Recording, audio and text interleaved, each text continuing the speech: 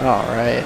But yeah, speaking of Sonic and Sonido, we have the next match against Danye, who I guess he got up this time. Yeah, he like disappeared again. Yeah,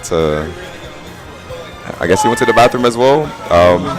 Yeah. In the meantime, I would imagine this will be a Sonic versus Bowser match. Sonido himself historically known to hate Bowser in Smash 4 and in this game as well. Yeah.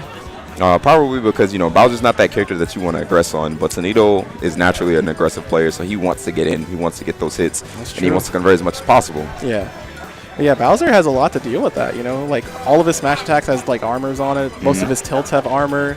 He's got, like, a bunch of just weird stuff. Like, his feet during his F smash are actually invulnerable. During his up smash, like the top part of his shell. Oh, yeah, he has the heavy armor on all of his smash attacks. It's just it's ridiculous. Yeah, he is definitely a tank. And I'd imagine, this matchup goes quite different than it did in Smash 4, where, Sonic could afford to play back. He had his spin dash cancel into shield, so he could force Bowser to overcommit and play that reactionary game while Bowser pretty much had nothing to stop it, I want to say. So neutral's a bit more balanced. Bowser definitely with the tools to deal with spin dash now that, there's no shield backing it. And that's probably hold on, let me check. All right, I got it. It's already off. What do you mean? What pro controller? I didn't hear you. What do you mean? No DQs today, please. Please, no DQs. I'm trying, man. I swear. All right, but moving on into game 1. Yeah, Sonic versus Bowser on Pokemon Stadium. Yes. All right. Man, seems like that's like the stage to play today. I don't think I've seen any other stage being played on stream. You know what? You may be right about that. I mean, it's a great stage for a lot of characters. A lot of characters enjoyed some good platform conversions, but also the ability to play neutral with the center stage being as long as it is. Yeah, that's true. All right, but we see right off the bat, Danye getting a quick 47% from, 2 hits? Yeah, I'm pretty sure he hit him just like twice. Yeah, and it's already... Ooh. Oh, okay, he's alive. I was about to say. Very risky. Sonido almost doing more than evening the game up at that point, but definitely holding his own. Ooh. And Bowser's back here actually trading. Yeah, that move is so insane. Oh, yeah. First stock going to Danye, which, if this was Smash 4, this may have been a bit more surprise, but Danye's definitely been on the come up this season. He has, man. Yeah. He's been making waves, definitely. And with such a big character like Bowser, it's no surprise. Oh, yeah. He does have the secondaries in the pocket in Fox, if I remember correctly, but Bowser's just tried and true in this game.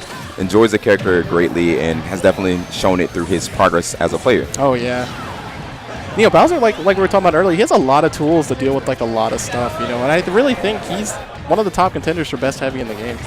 Absolutely. And, a lot of people were talking about K. Rool, but Bowser just has so much going for him in terms of the ground game, which I think is super important this time around compared to previous Smash games. The armor, the jabs, the grab combos that, a lot of heavies typically don't have as much of a grab combo game as he does. I think the only one really being, like, DK?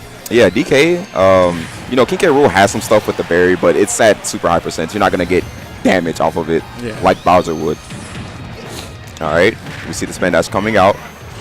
And Sonido, I think, recognizing again that he can't afford to aggress Bowser too much. Yeah. He's taking far more damage from these trades than he'd like to take. And Bowser, obviously, a far more heavy character, so definitely not something he wants to keep doing. Yeah, I agree. And Danye knows this, and he's just kind of sitting back. He's not really being the aggressor in this matchup. He's just letting Sonic come to him so he can just be like, all right, let's trade. Oh, yeah. And at this point, I think any trade that Sonido takes will definitely be the game. So he has to be super careful here. Ooh. Okay, I like that option, going high, to just avoid completely being like ledge trap. Oh, yeah. And that's a big thing that I like, that I see good heavy players do, is they'll take the damage on stage because they know they won't die for a minute, and they'll be able to reset neutral and eventually get the kill, as we see there from Danye. Man.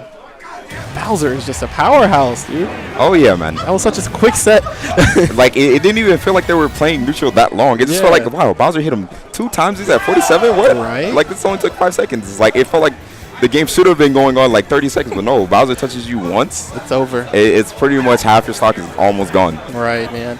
All right, so Sonido got a lot to think about right now. PS2 definitely not working out in his favor there, so he's running it to town. Town and City, okay. Which I think is a bit better because we did just see he had to land on that platform, which is not the highest platform in the game, and Bowser was able to punish him with side B. So Town and City's platform's a bit higher, a bit harder, because you have to commit a bit more to actually catch Sonic after he finishes spin dash. That's true. That's true.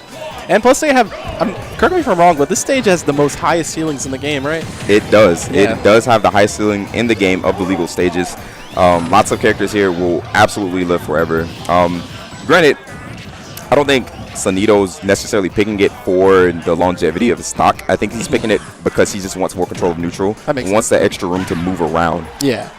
Like you're saying with the platform. Oh, yeah. Ooh. And already the stage paying off for him, getting that extra stock and getting the room he needs to, again, play the spacing game, play the patient game, and just wait for Bowser to commit to something. Because right there, as we see, once he commits, he can get this damage, and then he can stop, or he can avoid these trades. Yeah. It looks like he's in a really good position, too, taking that first stock, because now Bowser has to come to him. Oh, yeah. And homie gets Tackets. Oh, my goodness. Yeah. They did that move justice.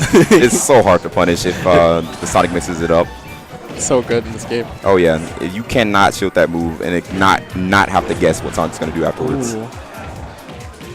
Sonido almost getting hit by that up smash, but That's super smart on his part. That pretty much covered everything. You know, you react to the Bowser up being and you just let go immediately, and Sonic just hovers there waiting menacingly. yeah. Ooh. Sonido definitely looking a lot more comfortable in this set as well. Oh, yeah. All right. Sonido on the ledge. Manages to get back. But up air not working, and that's not what he wanted to do. Oh, man. You know what it was? I think the percentage difference. I think Sonido was able to control Bowser and force him to go off stage into SD like that. So I definitely don't think Danye intended to do that. Yeah, no, there's no way he did. And that's always like such a risk too, because like, oh my goodness. ooh. He may die here. He's taking so much damage from these back airs. Oh, wow. And just like that. It's just like that. You can see how swingy this match can be. So I think that more so demonstrated how the matchup went in Smash 4, where Bowser kind of just had to commit once he didn't have the lead. And, you know, you jump in on Sonic, he's just going to spin dash your face in. Yeah. And you take 30, 40, 60, and eventually it's going to rack up to a point where he's going to kill you. Yeah. You're just going to get edgeguarded to death, as we just saw. Oh, yeah. Like, that was ridiculous. So again, Blast Zone's maybe not being the thing he counterpicked the stage for, because, you know, once you get Bowser to a certain point off stage, he's going to take so much damage from just trying to come back that he's going to die to whatever you touch him, no matter what. And Sonido playing that very, very well. So game 3, I didn't see the counter pick here. I didn't either. Smashville? Okay, yeah, definitely. You can tell what the game plan is. Oh, Yoshi's Island Brawl. Yoshi's Island Brawl.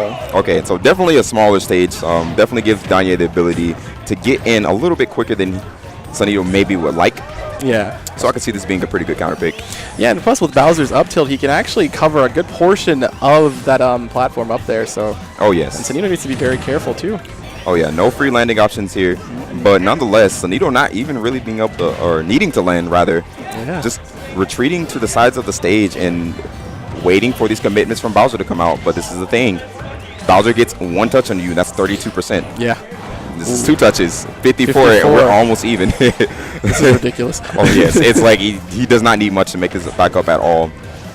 And unfortunately, Sonido trying to make that up air work, not quite the same as it did in Smash 4. So he's just going to have to take the damage and reset neutral, but doing a great job nonetheless. 108 is definitely nothing to scoff at. Yeah, definitely.